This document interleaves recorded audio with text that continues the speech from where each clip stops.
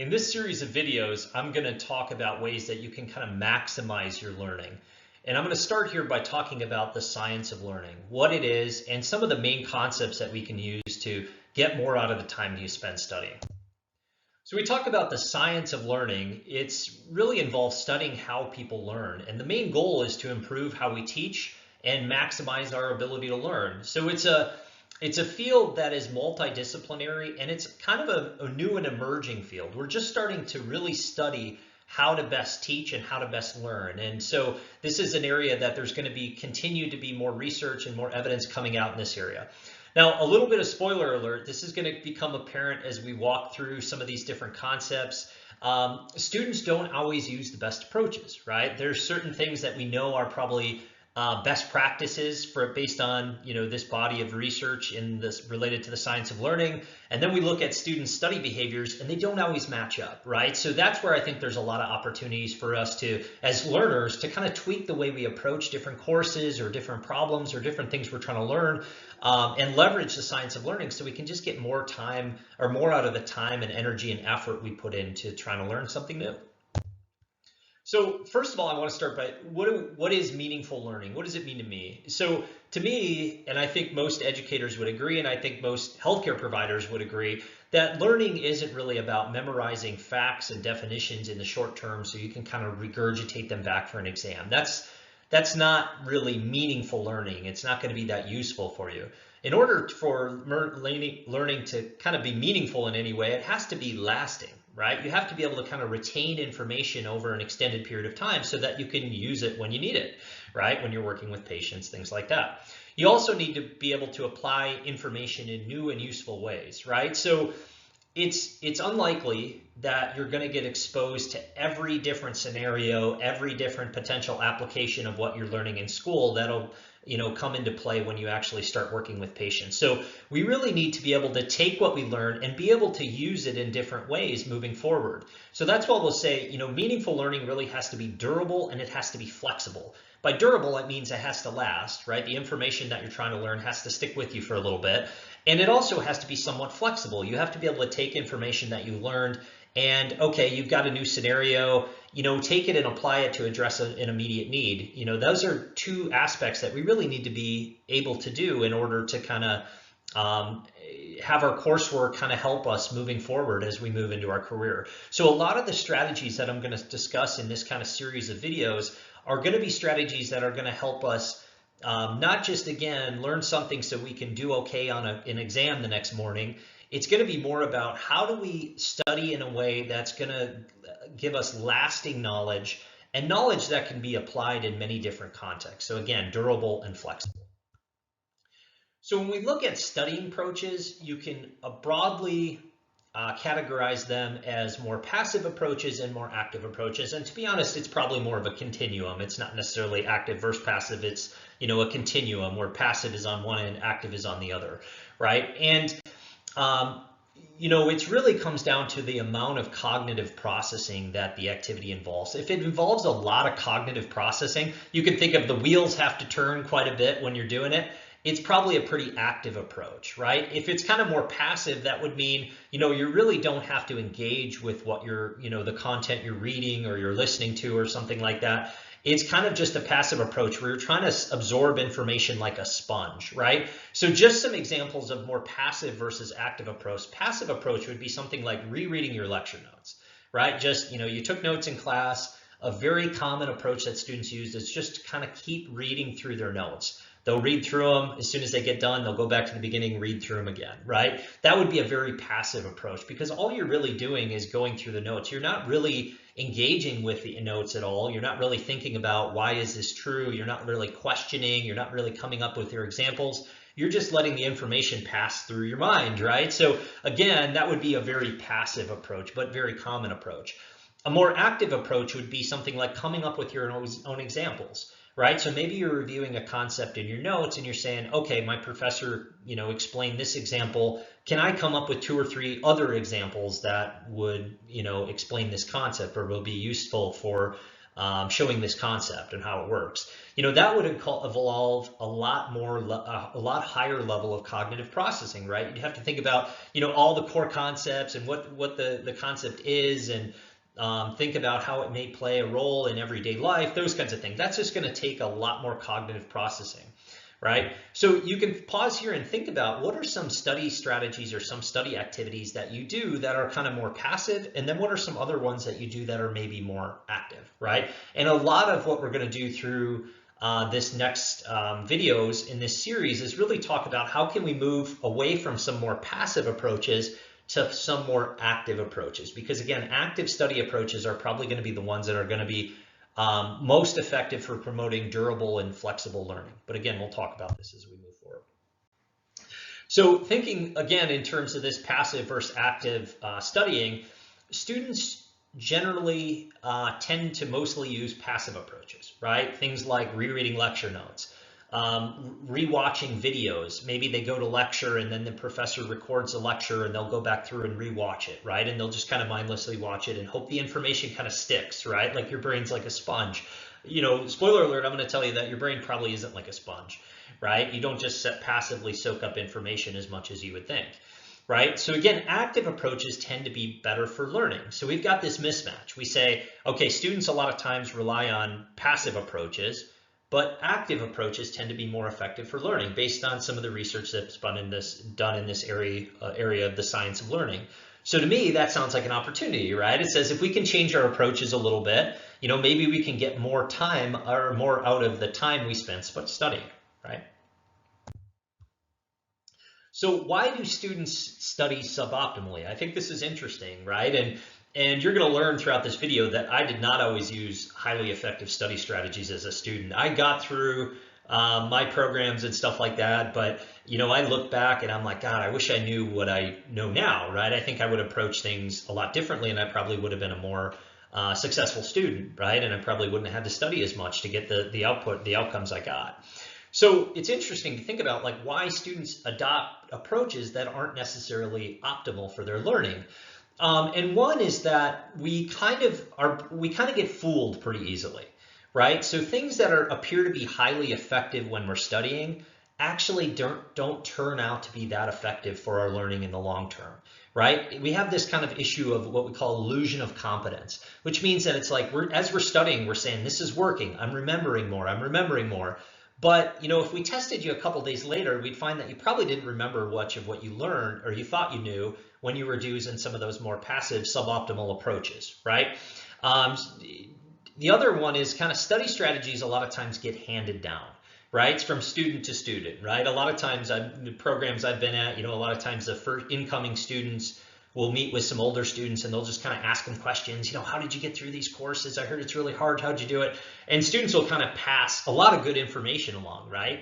But sometimes study strategies will get passed down, and I listened in on some of those sessions, and sometimes I don't always think that the strategies that get passed down are the ones that we probably know to be optimal from a science of learning perspective, right? A lot of times it'll be just make sure you go through your notes as many times as possible, right? Make sure you study as much as you can the night before, whatever it may be. Sometimes I'll hear those and I'll say, yeah, it's well-intentioned advice, but it's probably not the best advice. So I think there's some of this that just gets passed down from student to student over the years. So the one thing I'd like to highlight, and again, we've talked a little bit about your brain really needs to be working in order for you to really learn something in a meaningful way, right? For it to be retained, the information to retain, and for it to be flexible in any way. And this brings us up this concept of desirable difficulties, which was an idea that was first described by Robert Bjork, who was professor of cognitive psychology from UCLA. And he was the first one to kind of describe this concept as desirable difficulties. But essentially what it means is that activities, like when we're studying, that involve considerable cognitive effort, they require a high level of cognitive processing, tend to promote learning, right? When we struggle, it's a lot of times a precursor for learning. Right? In other words, if it feels hard, it's probably good for your learning. The flip side is if it's kind of easy breezy, right? It's just us kind of passively going through the information. We're not really doing anything to struggle with it. We're not thinking about how it could apply. We're not saying, does this concept? How does it relate to this other concept? Is this information consistent with each other? Is it different? We're just kind of going passively trying to, pass the information through our mind. And it feels easy. It probably isn't going to be that effective. We're probably not going to get much out of it, right? So this is where something that feels hard, like, think of going to class and then studying later, but instead of opening up your notes, just sitting down with a blank piece of paper and just trying to write down everything you can remember. That's going to be kind of hard, right? Especially when you're first learning a topic. You're going to have to really strain to be like, what did we talk about today? What was that concept? What does it really mean? What are the subcomponents of this? Those kinds of things. It's going to be a struggle, right, to try to pull information forward, right? And you're not going to be that effective in the immediate. But things like that, like trying to recall information, actually we see that those are really highly effective for meaningful learning, right? In the contrast, you could say something like more passive, like just going through your notes multiple times. Well, that's going to feel really effective. It's going to feel really easy, right? You're going to go through your notes once and you're going to say, okay, I got a little bit of an idea of what's going on. You're going to go through it twice. You're going to remember more when you go through it twice. When you do it a third time, you're going to remember even more. And it kind of gives you an illusion of competence, right? Because it says that, wow, I'm learning because I'm becoming more familiar with my notes. But what you'll find is that that doesn't tend to stick, right? It tends to show immediate improvement in the short term, but that doesn't lead to really long-term meaningful retention, right? So this is that idea of desirable difficulties. If it feels hard in the moment, if you're having to spend a lot of energy, a lot of cognitive energy, when you're studying, it's probably going to be good for your learning. If it's just, again, just kind of going through the motions, you're probably not going to get much out of the time you spent studying, right? So again, I've talked about this idea that a lot of times we think of the brain like a sponge, right? If information is adjacent to it, if it's passed through it, it'll just soak it up. And that's not really the case, right? Our brain is kind of more like a muscle in my mind, right? It has to be worked. It has to be strained in order to kind of develop or get bigger, right? So if you think of going to the gym, right? If you really lifted really light weights, whatever light means for you, right? You probably aren't going to get much stronger, right? You're going to kind of stick where you're at, right? You're not going to make many gains. But if you go to the gym and you try to find a weight that's doable, it's not impossible, but at the same point, it really strains you a little bit. You're having to work hard. You're probably going to see your muscles grow, right? It's the same thing with your brain. You got to find that sweet spot where it's like, okay, it's doable, but it, forces me to push myself a little bit. I really have to strain to think about, okay, pulling information from memory, or maybe, coming up with my own examples. Those kinds of things are going to be more difficult in the immediate, but they're actually going to be great precursors and building block for meaningful learning, right? So that's where I think of, this idea of desirable difficulties, I think is critical, right? Because it tells us that, we really do need to be working hard in the moment for us to get much out of the time we spend studying, right? So the other tip I give students, and again, we're going to go into a bunch of different strategies through these next, few videos and stuff like that, ones that the science of learning tell us are highly effective. The other thing I kind of point out to students is it's important to start to think like a scientist, especially when you're training to become a healthcare provider. I mean, it is very challenging. You have a lot of content, a lot of dense content. It's important to learn, right? We know that. So it is hard. What you're trying to do is very hard. That's important to know. And the reality is you won't ace every exam, every practical you don't. Truth here, I did not, right? I did not pass, or I did not ace every exam. I did not breeze through every practical. But like a good scientist, you got to make sure that you're not using that information to kind of, you're using that information to keep improving your approach, right? So like a good scientist, you would say, every exam I take, every practical I take is a data point. It tells me, is my approach working or not? Right? So if you're getting the outcomes you want, you're acing your exams, you feel like you're retaining information, you're doing well on your practicals, you're noticing that what you're learning in the classroom is carrying over when you're in the clinic, then it's like you're on the right track, right? Your data points are telling you, hey, I'm doing a great job here. This is working for me, right? I don't really need to tweak my approach. On the flip side, if you're really struggling with your exams, right, you're not getting the scores you wanted, you feel like you're not retaining much semester to semester or even week to week, or you feel like you just can't make the connection between what's going on in the classroom and what's going on in the clinic, you shouldn't view that as an indictment on your ability or an indictment on your intelligence or anything like that, right? All it is a data point that tells you, that you probably need to modify your approach a little bit. So that's why I think thinking like a scientist, you follow the data and you say, is this working? Yes. All right, I'm going to keep doing it. If it's not, well, it's time to go back to the drawing board and start to think, okay, maybe what is another way I can try to approach this problem, right? So again, this is a way we can think of as struggles becoming useful data. There's never a failed exam, right? Or a failed practical or anything like that. All it is a data point that tells you something that you can use moving forward. Because I think it's important to remember, like, perfect isn't the goal. Your expectation and your goal shouldn't be to be perfect. Shouldn't be to ace every exam. It shouldn't be, to ace every practical. It shouldn't be to never make a mistake in the clinic. The reality is that, those mistakes, those stumbles are really just, part of what contributes to your growth, right? And show that you're trying to push yourself and learn something new. So it kind of fits with the idea of kind of a growth mindset, right? When we get setbacks, it's not an indictment of our abilities or intelligence. It's basically just an opportunity to continue growing, right? Or an opportunity to keep moving forward in a positive direction. All right, so final thoughts. Again, this is trying to keep these short so that we can dive into some specifics as we go into subsequent videos. But I think by leveraging the science of learning, you can get more out of the time and effort you spend studying. So I always try to, explain this to students. These concepts aren't just important if you're failing your course, right? It's not just about getting enough out of it so that you can pass, right? These concepts are helpful for even the student that's doing really well in class, but just wants to get, retain a little bit more, or just wants to be able to, see the bigger picture of how different concepts relate or how different courses relate. All these concepts are important for really everybody to understand, because they're going to help you pass what I call the real tests, right? Real tests, when you're a healthcare provider, don't necessarily happen in the classroom, right? They happen when you're working with patients, right?